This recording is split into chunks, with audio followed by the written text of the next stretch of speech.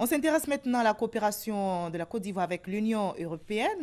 La Côte d'Ivoire fait partie des 16 États d'Afrique de l'Ouest qui sont en négociation d'un accord de partenariat économique avec l'UE. Cet accord régional qui a été signé par l'État ivoirien en décembre 2014 fait l'objet d'analyses en vue de définir des voies et moyens pour sa mise en œuvre. Explication détaillée avec Justine Seydiki.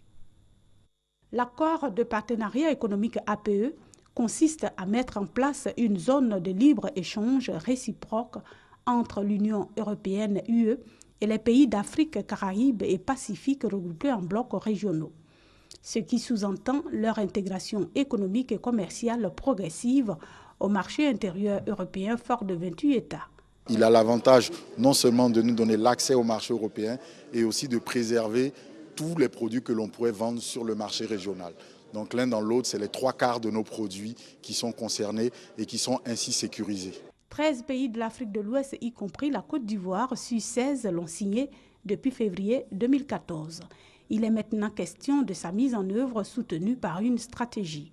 La Côte d'Ivoire procède donc à l'élaboration de sa stratégie nationale depuis le 5 août dernier. Le pays a signé tout un ensemble d'accords dans le passé, mais il est important qu'au niveau national, on mobilise toute l'énergie pour pouvoir être sûr qu'on est en mesure de tirer le maximum de bénéfices de l'ensemble des accords que l'on signe, et particulièrement de cet accord important avec la partie européenne.